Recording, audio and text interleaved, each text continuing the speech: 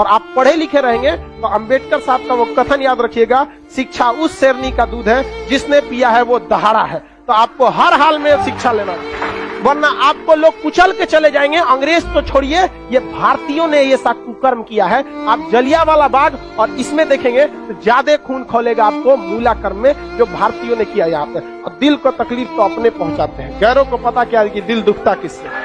ये देश के लिए आपको शर्म आएगी, हमारी संस्कृति पे जहां हमें नाज होता है, ये हमारी संस्कृति में दाग है, दाग धब्बा है। जिस तरह चांद में भी दाग है ना, हमारी अपनी संस्कृति पे इस दाग को कभी भूल नहीं सकते हैं कि पूरी दुनिया में ये एक ऐसा देश था जहां मूला कर्म लिया जाता है। देखिए पहले ऊंचे जात वाले लोग न थे ना, नीचे जात वालों को बहुत सताए।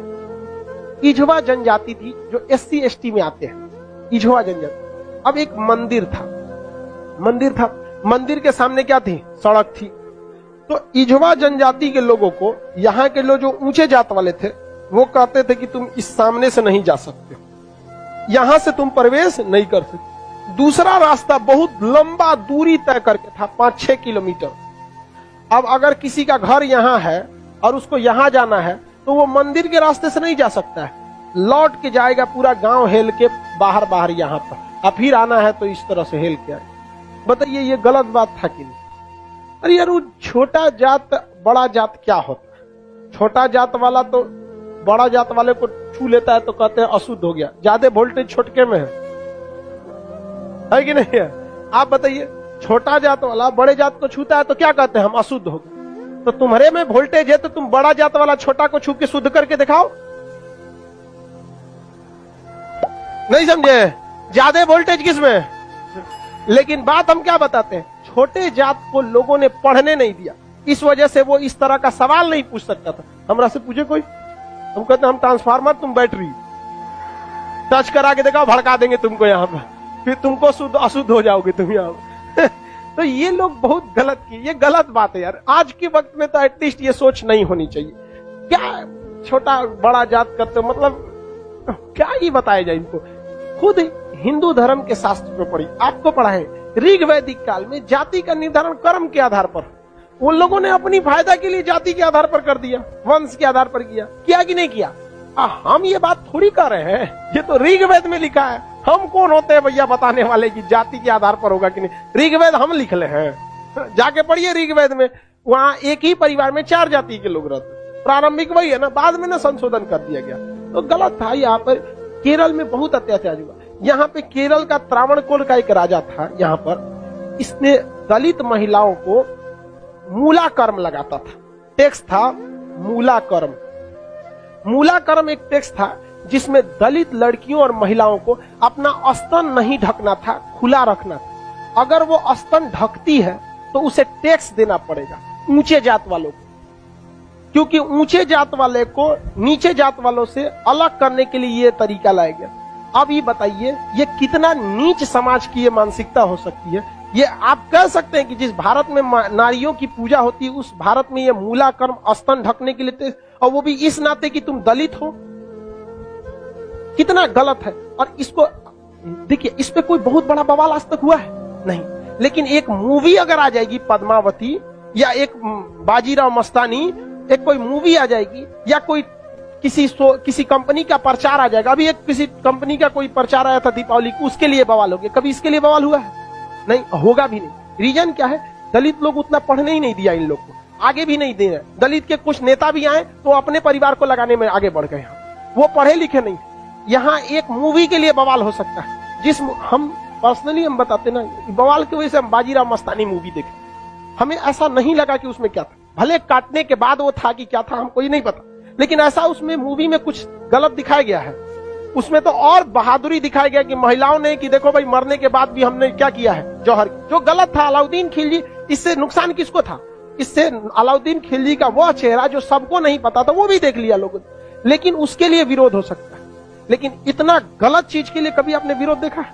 कभी नहीं। आप तो ये उन लोग को आज तक दबाए जाके रखा है। इतना गलत चीज वहां पे मूला कर्म लिया गया था, ये एकदम सरासर गलत है। और वहां पे जब टैक्स देने गया तो महिला जो थी ना, इस मूला कर्म को हटाने के लिए अपने स्तन को चाकू से काट दी और मर गई सब महिलाएं वहां पर। अब यह केरल ऐसा राज्य था जिसमें पुरुष सती होते थे। जब उनकी पत्नी अपना स्तन काट देती थी, ब्लड गिरने की वजह से मर जाते थे, तो चिता में पुरुष जाके मर जाता था कि हम ऊंचे जात वालों से नहीं लड़ सकते हैं, लेकिन हम अपना शरीर हम भी त्याग देते हैं। तो पुरुष भी सती हुआ है इस देश में, ये ऊंच और नीच जात वाले यहाँ पर। लेकिन इसे और यही अगर ये कांड किसी ऊंचे जात वाले के लिए कोई दिल्ली सल्तनत का राजा किया रहता, आज न्यूज चैनल पे बैठ के बवाल हुआ रहता। लेकिन दलित है ना भाई साहब, कोई आवाज नहीं उठाता है यहाँ पर। इसलिए आप एजुकेशन रहिए, आप ऊंचे जात के हैं या नीचे जात के हैं, पढ़े लिखे नहीं रहेंगे ना तो लोग कचल के चले जाएंगे। और आप पढ़े लिखे रहेंगे तो अंबेडकर साहब का वो कथन याद रखिएगा,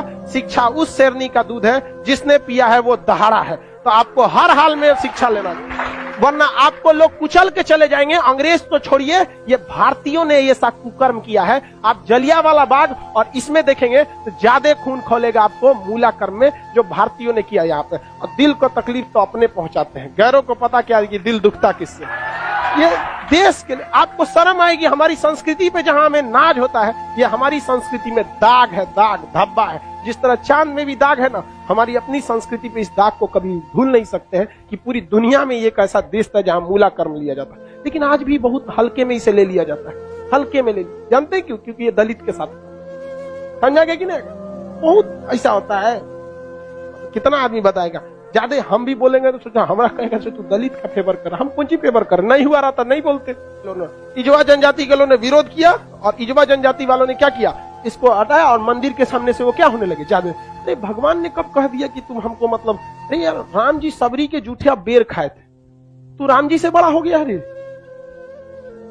राम जी के पैर के धूल के बराबर है आज के वक्त में, चाहे कितना बड़ा आप प्रकांड विद्वान।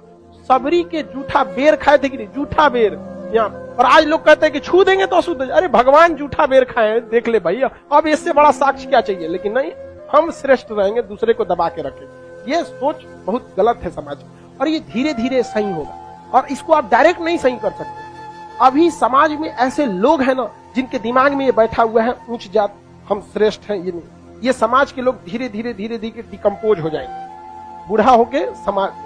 नई जनरेशन आ रही है ना, ये जनरेशन सही है। लेकिन इसमें भी बहुत सारे ऐसे हैं लोग जो ये बात को मतलब ले। लेकिन आज आप लोग युवाओं में आप देखिए, आप लोग में ऐसी सोच नहीं है, अभी नहीं है। लेकिन आप अपने घर में देखिएगा, अपने दादा पर दादा दादा, उन लोग में अभी भी ये सोचा। हमारे यहाँ पे हमारी दादी भी थी तो नौटंकी करते, हम खटिया पे बैठे तो उनके हमारी दादी से नहीं जमता था बहुत।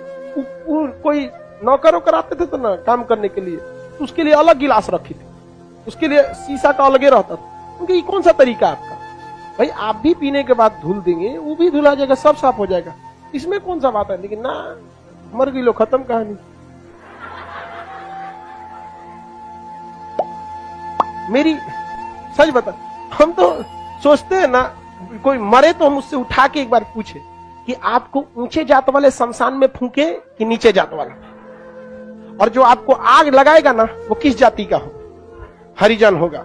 और जब तक वो मुखाग्नि ना देगा, आग ना देगा, आपका क्रियाकर्म ना हो। ये बताइए पावरफुल कौन? समझा कि नहीं?